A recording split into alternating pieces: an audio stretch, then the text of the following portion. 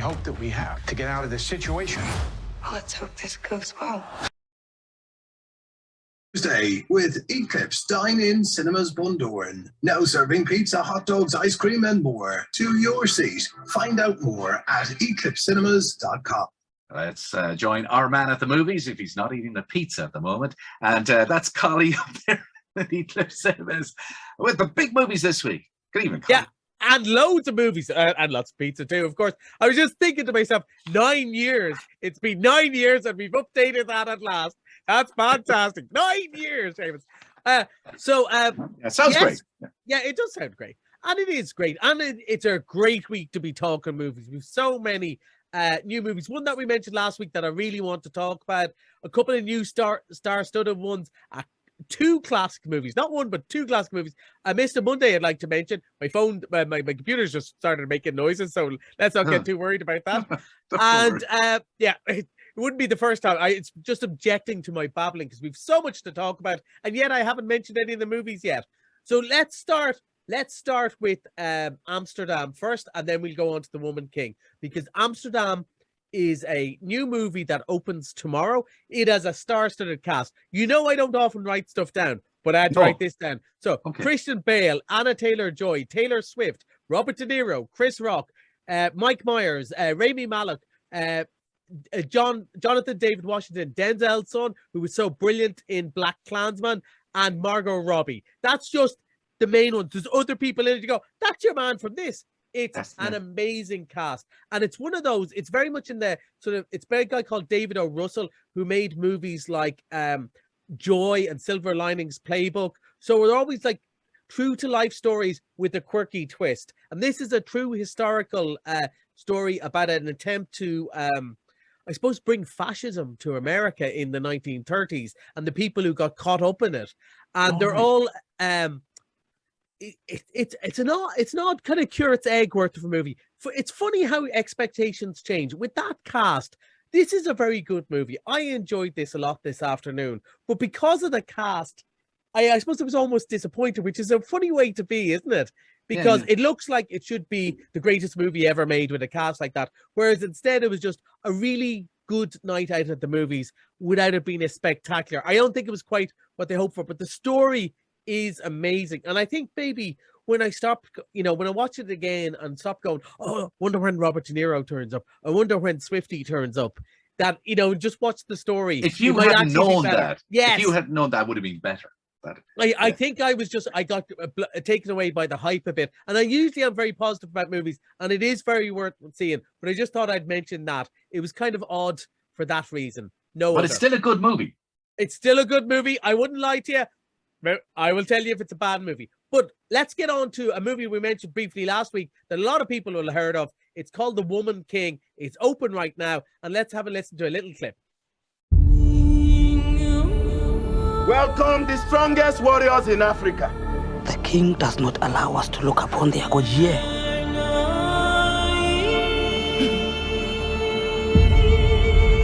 They do not know an evil is coming. They know you will protect them. We must fight back for our people. Let it be known to all. We fight not just for today, but for the future. We are the Homeland!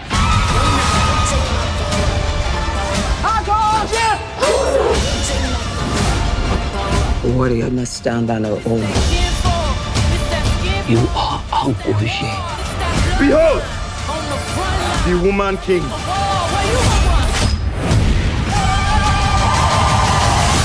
The Woman King. Oh, yes. Yeah, I always know when you're watching the trailer, because folks, I never know what trailer Jamie's picked till we just come on air, and then when he starts playing it, I always know if he's interested in the movie or not just by his body language. You're into this one. And again, maybe that's why, if I was a bit negative, I'm starting to feel guilty now, if I was a bit negative about Amsterdam, maybe it's because I watched this 2 hours beforehand, right? Yeah, it was probably a bad order, because this is non-stop action fun.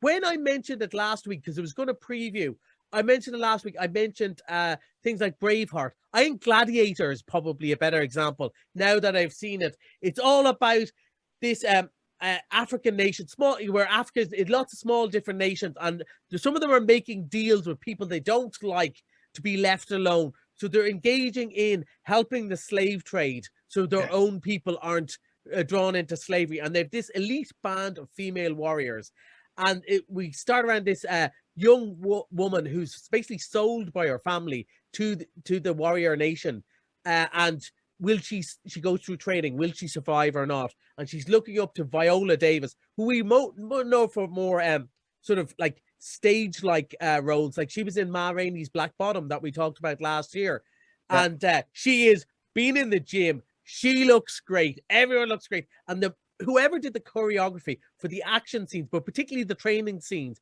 because they're using a lot of culture. They're all trained into drums and they're dancing and singing at the same time. It looks amazing. You can see my backdrop here, Shamey. It looks amazing. The movie is spectacular looking. The action doesn't stop. The acting is brilliant. And even if it does get into, which I also think The Gladiator does, a little bit of a corny moment once or twice, it doesn't matter because you're already sucked in by the story. I have to particular shout out for Lashana Lynch, who's an English actress who is kind of the trainer who takes, should be Louis Gossett Jr. in An Officer and a Gentleman. He's that old hand who takes the young warrior in and trains her up properly. It's spectacular. The action scenes are amazing. It looks brilliant. I loved it. I think people will absolutely there's an endorsement. Movie.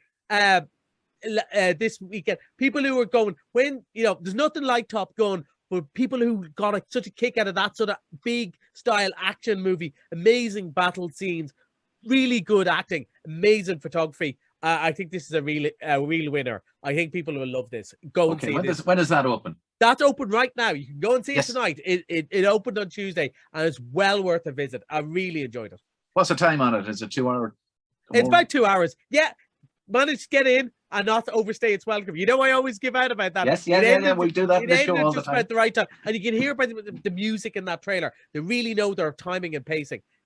Who doesn't know their timing and pacing? That would be me, because I have at least 4 more movies mentioned. So let's go, confusingly, with The Lost King. Nothing to do with The Woman King. This is the true story of the woman who found the body of Richard III, and she said, I think it's buried under a car park in Leicester. And everyone went, is this the story? That's the story. This and everyone, this mad right. old one who with no proof is saying it, but eventually she convinced everyone to check it out.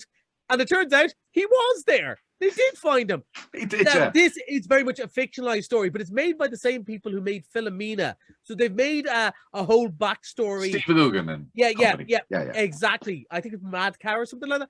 Laughing Cow? I don't know. But made that company by that company. So they've fictionalized the tale like they did with Philomena, but the facts are the same. And it looks like quirky, funny sort of British story. And it stars Sally Hawkins, who's always worth watching. She's a great actress. So can I say comedy drama? Comedy drama, historical comedy drama with a bit of real life thrown in. And that opens tomorrow.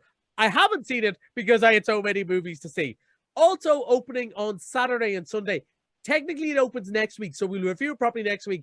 But there's a children's movie called Lil Crocodile. It's already sold. Book loads of tickets because it's that long since we had a really good children's movie. It's about a singing crocodile. He can't talk, but he can sing. And it turns out he sings exactly like Shawn Mendes. And I said this before, Shamey. Okay, this sounds like lovely for kids, but they are cowards. Do a singing crocodile that sings like Bjork or like Kneecap, Orlando Kneecap. There's a movie I'd go and watch. But I have a funny feeling you wouldn't be allowed to bring the kid. But it looks really fun. Sort of Peter Rabbit style movie for the kids. Yes, it's kind of animation and real life. Yeah. Exactly. It's because it might be dangerous to use a real crocodile with those small children around. I suppose next we mentioned the 2 classic movies we have. Friday night, The Shining, coming up to Halloween. Shining showing on Friday night. See that coming in, and I said he's doing The Shining, and that's a film that absolutely scared the living daylights out of me when I seen it. Yeah, one of the great Stephen King adaptations. Although Stephen King himself hates that adaptation, particularly hates it, but everyone else thought it was a great movie. It's great. Stanley Kubrick. Jack Nicholson was like, wow. He's so good at it, and I think that's it. It was more the character Wendy. He thought was too passive in the movie. She's much more active in the book. But that's really good. We also have A Nightmare Before Christmas showing, which is a great kids movie. I said that to somebody, and they go, yeah, but it's not Christmas. I went, no, it's a Halloween movie. It's just called It's Christmas. a Nightmare Before Christmas. Yeah. And can I also mention for Mr. Monday? Oh, we've time. Yeah. Well, for Mr. Monday, one that, you know, sometimes we call it Mr. Monday, and like in a couple of weeks, it's going to be Top Gun, and you're going to say to me, did anyone actually miss Top Gun? Surely everyone went to see it.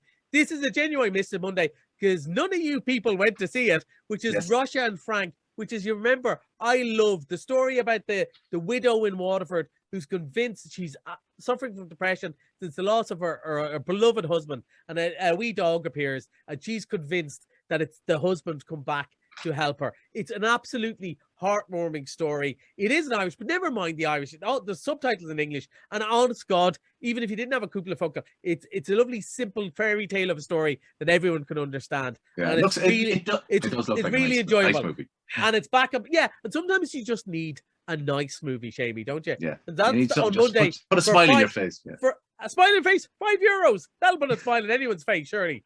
Is that Mr. Monday, is it? It is Mr. Monday. That's Mr. Monday. So, you got a minute in there. What else is coming down the line? What else? We've so much. I went so fast, I managed to miss some stuff.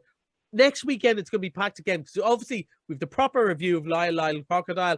Then we also have Halloween Ends is coming out. We've a movie called Emily, all about Emily Bronte, all Wuthering Heights. All right, so okay. If call yourself a professional DJ, if you don't have Kate Bush and Shawn Mendes playing next week, they're going to come back. Marty Whelan himself is going to come back and take away your DJ license. He can have it. I'll be chatting to him tomorrow.